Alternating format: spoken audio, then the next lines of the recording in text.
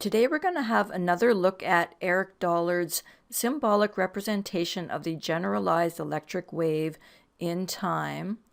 And in particular, we're going to be focusing on his Versor algebra, and we're going to be comparing it to the 2x2 matrix format of complex numbers that I have been promoting in my most recent videos. So I'm making this video in particular for Eric Dollard because I know that he sometimes watches my videos, especially if I put his name into the video, into the title of the video. And so I just, I have a few questions that I want to ask him throughout the video, but I'm hoping that at some point he will look at this and he can maybe give me some comments whether the 2x2 matrix form of complex numbers is useful to him or not. And so I hope that he watches this video and that he can comment on this formalism. I know he is keen on the symbolic representation, and I am keen on a more transparent representation of complex numbers. So Eric Dollard's symbolic language begins around section 4.2 in his paper, Distinguishing Time Variance and Time Invariance. Okay, so he says, to distinguish the time invariant power factor A from the time, and I think there's a typo here, I think he means to say the time variant induction factor B of the complete alternating electric wave, we may mark, for instance, the inductive time dependent, so now we're saying time dependent, not time invariant, but time dependent component by a distinguishing index, or the addition of an otherwise meaningless symbol as to the letter, this Greek letter, which is chi or she, I'm not sure how to say it, to indicate the time dependency of this component. Thus, the representation of the alternating wave is given by this expression. So this is his symbolic language here. It'll probably look familiar to you. This is in fact, this part here is in fact A plus BI, and he uses this symbol, which he refers to as the wave factor. And he goes on, so in his list of symbols, he defines this symbol here as the function of time wave factor. And so, and for some reason he puts a 2 up here, and I'm not sure if he intends for that to be a squared, or is that if that's just an index of some sort. So Eric Dollard, if you're watching this video, I would like to see a clarification on why you put a 2 here, because it's a little confusing to me, and there's nothing in the paper to indicate, at least I couldn't find something in the paper to indicate why this is the case. Regardless, this is the symbolic language, and for some reason he decided to use a different symbol to mark the imaginary component, or to identify the imaginary component of this formula. I also want to point out that he refers to A as the power factor of the electric wave, and he refers to B as the induction factor of the electric wave. And so in terms of the 2x2 matrix form of complex numbers, this expression here maps out to this 2x2 matrix here, where A is on the forward diagonal and A corresponds to the real component of the formula, and B is on the backward diagonal, and it refers to the, it occupies the imaginary component of the 2x2 matrix. And so I also have this expressed in terms of the power component and the induction component, and as usual, the forward diagonal is corresponds to the real component and has the same sense, and the backward diagonal, which corresponds to the imaginary component, has opposite sense. And so just for fun, I decided to put P in here for the power. This is the scalar, this is the power factor of the electric wave, and I put the I, which is the induction factor, on the backward diagonal. And whether this is useful or not, I don't know, but in terms of a symbolic representation of the power factor and the induction factor, this is how I would write that. Then he goes on to say that this expression, which has the meaning that the wave factor, this symbol here, of the wave is the sum of the time invariant power factor, A, of the wave, and the time variant induction factor, I times B, of the wave. So basically what that said, basically what the way I express that is A plus B is equal to A plus BI. Okay, so this is the A with no imaginary component, and this is the B with no real component. And when you add these together, you get one combined matrix, one complex matrix that contains both A and B. So both factors combine into a resultant wave of unit intensity. And so here he's got this expression here, which corresponds to this diagram down here. And so if A is 1 and B is 1, then A squared plus B squared, take the square root, is going to equal 1. Okay, and this would be the radius. So if there's a circle around here, this would be the radius of this circle. And this is the Cartesian representation of complex numbers that you often see, where x is the real component and y is the imaginary component. And you can also see that you can get this angle here by taking B divided by A, or taking the arctan of B divided by A. This gives you theta, which is the angle of this vector relative to the real axis. Okay, so this is his symbolic language. This is his symbolic language. And this is the graphical representation of the symbolic language. And of course, this is the power factor A plotted against the induction factor B.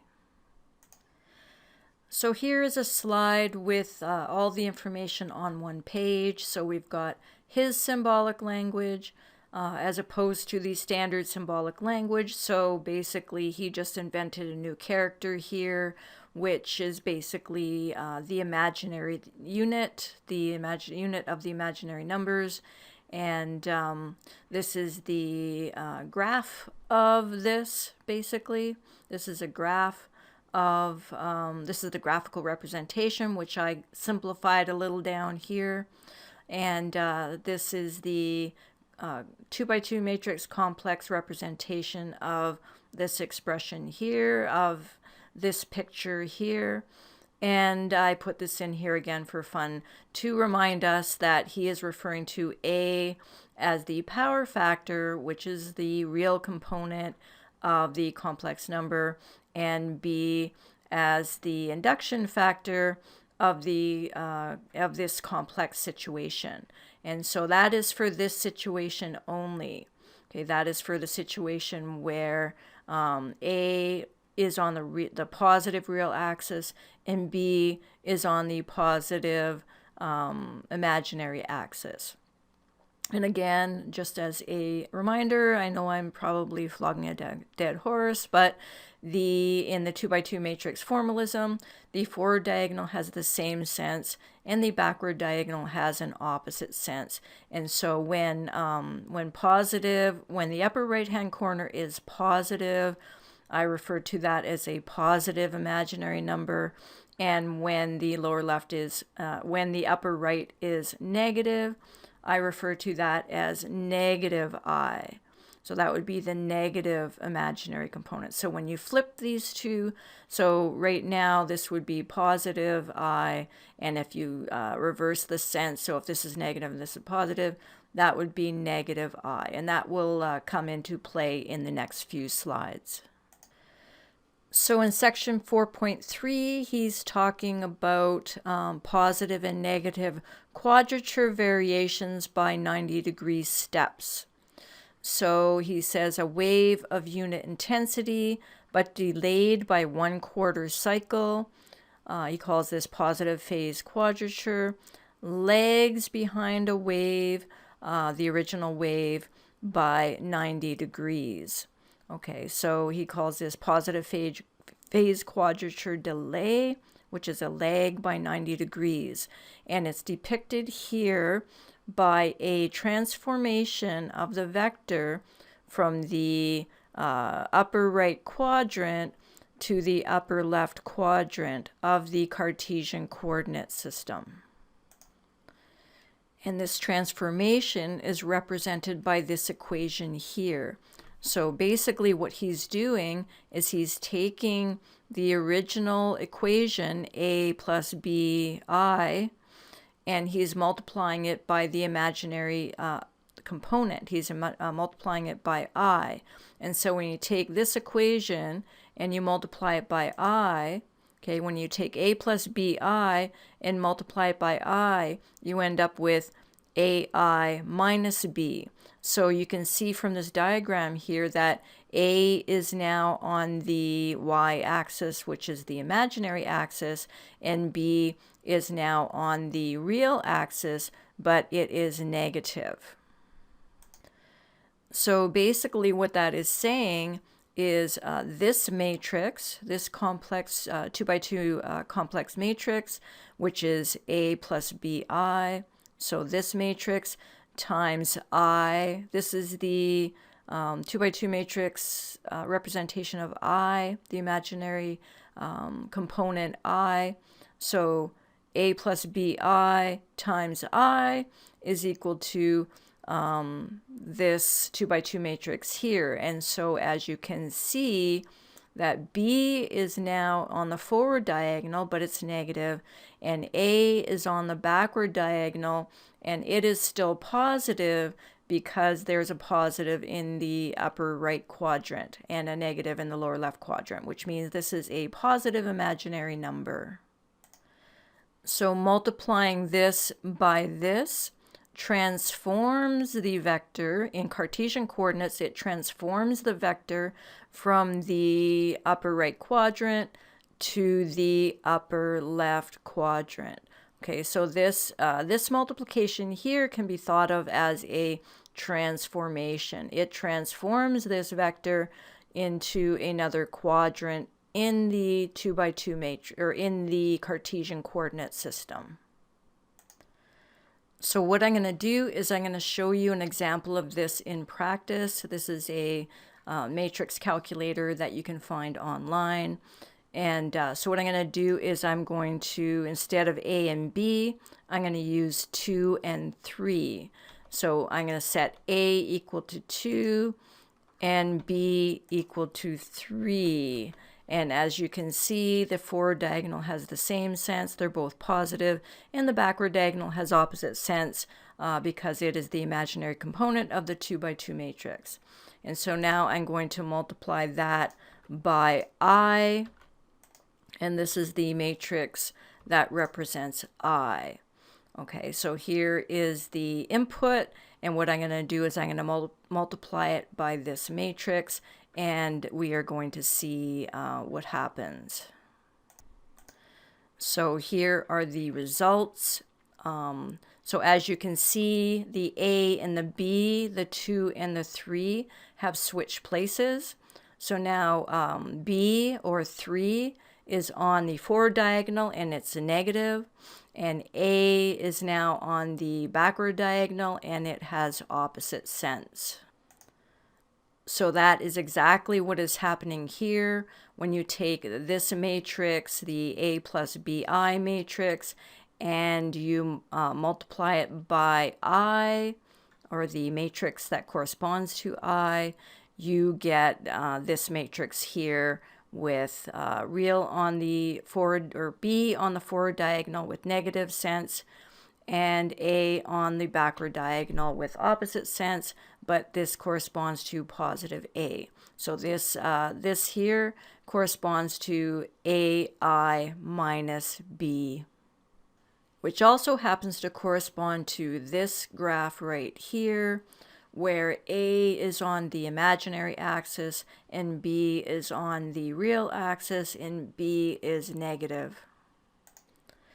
So now what happens when you multiply this by I? So what happens when you multiply this by the imaginary identity that we call I? Okay, well, that's exactly what Eric Dollard does in his paper. He starts with the original vector.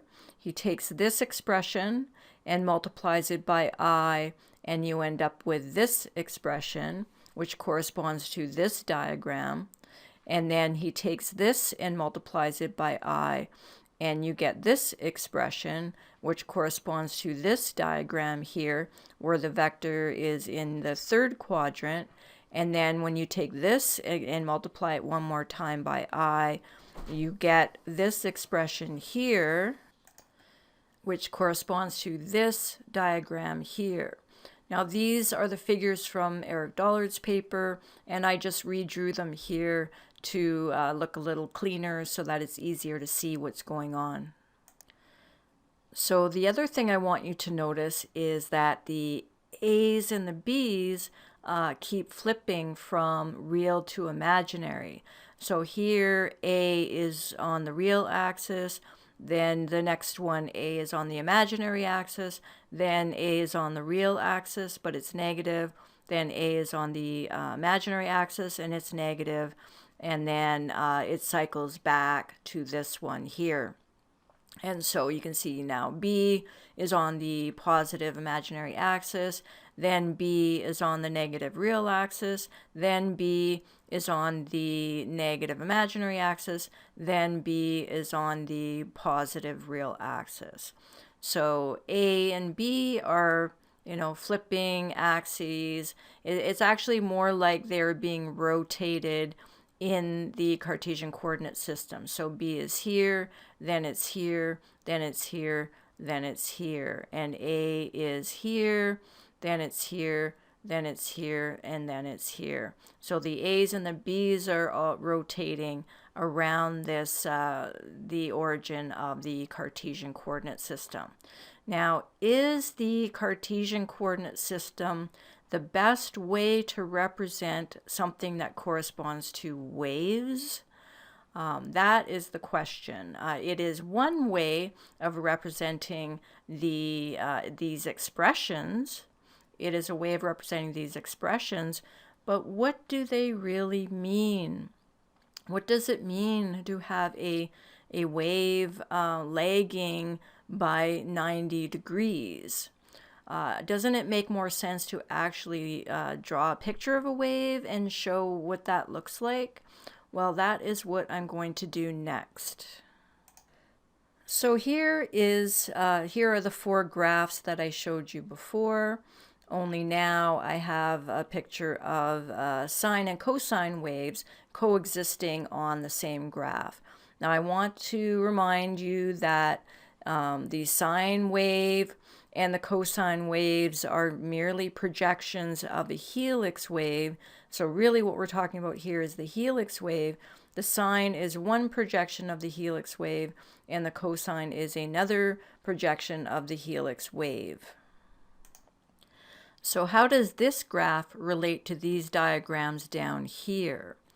Well, the first diagram here, which corresponds to the original A plus BI, corresponds to a wave that starts at this location here. Okay, so you may recall that this is Euler's formula in 2x2 matrix format, where the cosine is on the forward diagonal and is real, and the sine is on the backward diagonal. And actually this should be positive and this should be negative. Okay, so for this formula here, we want to use this this form of Euler's formula, and that is because, so when the wave starts in this location here, okay, so first of all, A is the blue wave and B is the yellow wave. So I'm just defining A to be the blue wave and B to be the yellow wave. So as you can see, when the wave starts here, okay, A is blue, A is the cosine, okay, so A is the cosine and A is real. Okay, B is the sine, so if you start the wave here, B plays the role of the sine wave, okay, and the sine wave is on the backward diagonal. The sine wave occupies the imaginary component of the 2 by 2 matrix. And so, so when the origin of, or the start of the wave is taken to be here, then you have this formula here, you have this graph here. So this graph here corresponds to placing the origin of the wave, or the start of the wave, at this location here. So now I'm going to move this over by 90 degrees, or a quarter of a wave. Okay, I'm going to move the origin of my wave, or the starting point of my wave, back. I'm going to lag it by 90 degrees. Okay, and now you're going to see, so now we're talking about this situation here. And so now we have A is now a positive sine wave. Okay, A is now a positive sine wave, and sine waves are imaginary. Okay, sine waves occupy the backward diagonal of the 2 by 2 matrix. So now A is imaginary, as you can see, in the Cartesian coordinate system. A is on the vertical axis, which we normally defined as imaginary, and it is positive. So A corresponds to this sine wave here, which is a positive sine wave, and it occupies the backward diagonal, and it has this sense here. Now B, of course, B now starts here. If you start B here, you can see it is a negative cosine wave. It is a negative, it starts -1, so it's a negative cosine wave. And so what we have to do to this formula here is we have to make the cosine negative.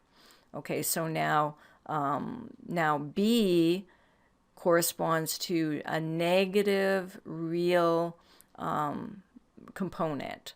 Okay, so you can see it's a negative cosine. Cosine is real in the Euler formula, 2 by 2 matrix, complex version of Euler's formula. And so this AI minus B corresponds to this transformation here. Okay, so this wave function here. And so now what I'm going to do is I'm going to move this back another quarter of the wave. Okay, and now we have this situation right here. So now we have so now A is a negative cosine wave. A is now the negative cosine wave, and B is a negative sine wave. Okay, B is a negative sine wave. And so now what I need to do is this. Okay, I need to reverse this. Now this corresponds to the wave starting at this location here. So we've got a blue, which is red, is a negative cosine wave, and yellow, which is B, which is yellow, corresponds to a negative sine wave.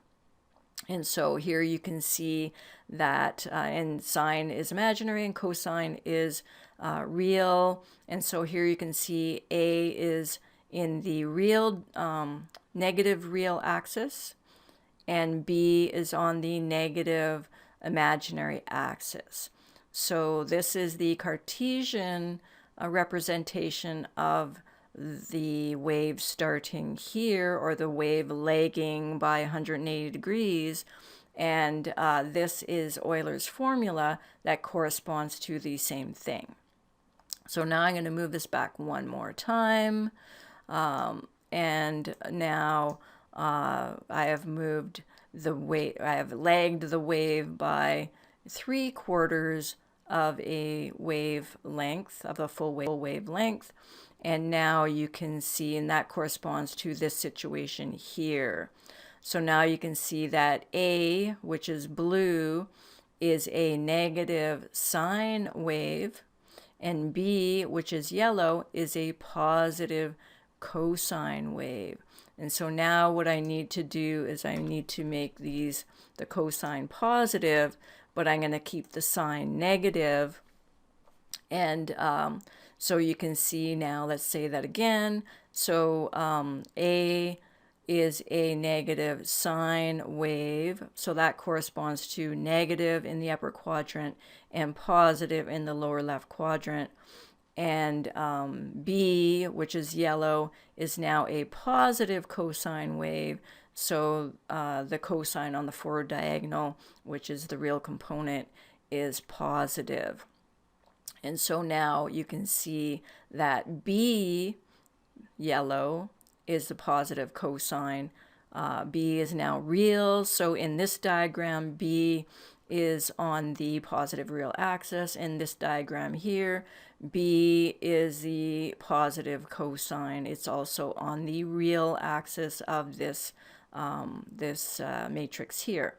And A is a negative sine wave, and negative sine waves are negative imaginary numbers, and negative imaginary numbers correspond to the backward diagonal of the 2x2 matrix. So this is how to connect the Cartesian coordinate representation of what Eric Dollard is trying to say with the actual wave retardation or lagging of the wave that he is talking about. Now, if I move it back one more time, now I'm at minus 2 pi, which is the same as 0. And so here you will see we have a positive cosine wave, we have a positive cosine, and we also have a positive sine wave. So when you put the starting of the wave back here, it's the same as putting the starting point right here, because we have lagged back one complete cycle, and that is we have to set this back to that, to represent for the wave function. So this is the wave function that corresponds to the wave that starts here, and it also corresponds to the wave that starts here. So that is how I came to connect the Cartesian representation of complex numbers with the actual wave of the wave function, because in the electric wave, okay, in the we're talking about electric waves here, basically. Yeah, we're talking about electric waves here. Because we're talking about waves, I think it's important to bring the wave into the conversation so that you can see what's going on when in these transformations that are going on. So when you multiply by I, you get a rotation in the Cartesian coordinate system, but really what you're doing is you are lagging, the wave is lagging by 90 degrees, and that's the physical meaning of this diagram here. Okay, so this corresponds to this diagram,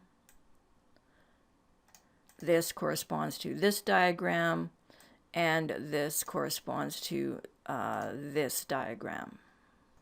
So I think that's all I wanted to cover for tonight. I hope Eric Dollard sees this, and I hope he appreciates what I'm trying to do, how trying to connect my language with his language, and try to build a more cohesive language, a more common language, something that everyone can understand. And so I know there are a lot of people out there that have told me that they appreciate what I'm doing and that they're learning from me, and that so that really inspires me. That really helps me out a lot. It makes me really happy to know that people appreciate what I'm doing. And so I will keep plugging away, and as I discover more things and have more insights, I will try to bring them to you. So have a great night, and we'll talk to you soon.